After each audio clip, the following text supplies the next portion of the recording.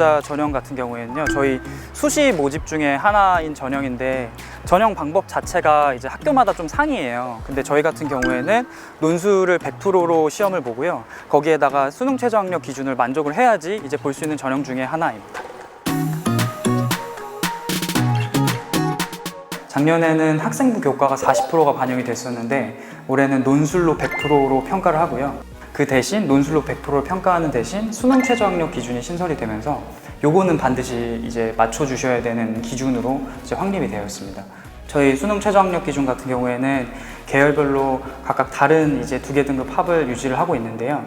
인문계열 같은 경우에는 국수 영탐 2개 등급 합 4가 돼야 되고요. 국수 영탐 자연계열 같은 경우에는 5가 돼야 되고, 수의예과 같은 경우에는 국수 영탐에서 3개 등급 합이 4가 돼야 됩니다. 하지만 인문, 자연, 수의예과 모두 동일하게 한국사 5등급은 기본적으로 만족을 시켜주셔야 되는 부분이고요. 좀 주의를 해주셔야 되는 게 저희가 각 계열별로 명시되어 있는 과목들이 있어요.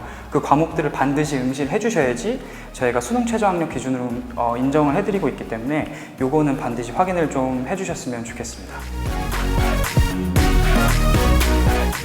총 계열이 3개로 나뉘어져 있는데요. 인문사의 1, 인문사의 2, 그리고 자연계로 나뉘어져 있습니다. 각 모집 단위별로 이 계열을 봐야 되는 계열이 좀 이렇게 상이하니까 그거는 반드시 확인을 해주셔야 되고요. 인문사의 1 같은 경우는 문제 1과 문제 2가 모두 지문 제시형으로 출제되고, 인문사의 2는 저희가 통상적으로 생각하는 상경계의 수리 논술이 포함되어 있습니다. 그래서 지문 제시형과 수리 문항이 같이 출제될 예정이고요. 자연계 같은 경우는 수학과 과학이 출제되는데 이 중에서 수학은 공통 문항으로 반드시 풀어야 되고 모든 답안은 풀이 과정을 반드시 작성해야 됩니다. 과학은 생명과학 1, 화학 1, 물리 1 중에서 하나를 선택해서 풀어야 되는데요. 모집 단위별로 지정 과목이 있으니까 이거는 반드시 확인해서 풀어주시기 바랍니다. 그리고 미지정학과의 경우는 시험장에 들어가셔서 본인이 직접 풀고 싶은 문제를 자유롭게 선택하시면 되겠습니다.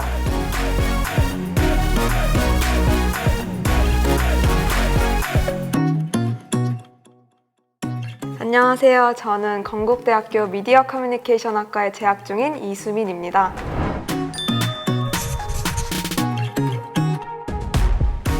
논술을 준비하게 되면은 자기가 논술을 쓸 학교를 정하게 되잖아요.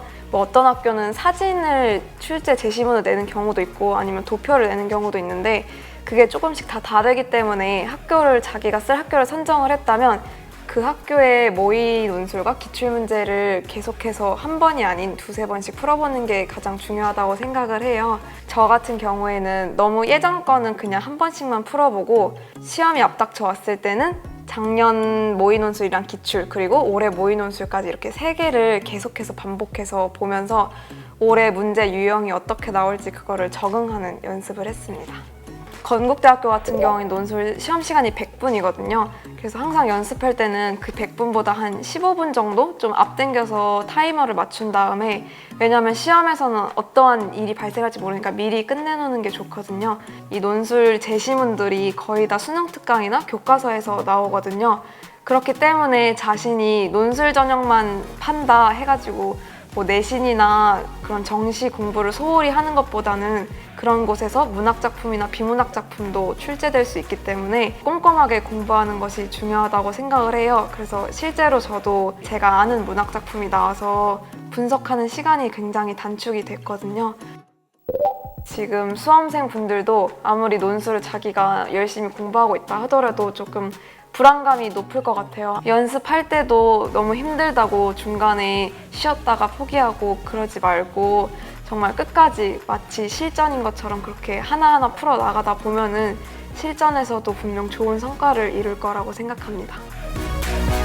저희가 이제 작년부터 논술이 수능 뒤로 미뤄지면서 올해도 수능 이틀 후에 논술을 보게 되는데요. 그래서 수험생 여러분들이 1년 혹은 더 많은 오랜 기간 동안 좀 준비를 하다 보니까 체력적으로 지친 상태에서 논술 고사를 치른 경향이 좀 있는 것 같아요. 학생들이 좀 긴장하지 않고 마음을 좀 편하게 가진 상태에서 저희 논술 고사장으로 오셔서 시험을 치르시면 조금 더 좋은 결과가 있을 거라고 생각을 하고 있고요. 그리고 학생들에게 좀 더 좋은 점수를 나올 수 있게 많이 저희도 응원을 하고 있으니까 좋은 결과 있으시길 저희도 바라겠습니다.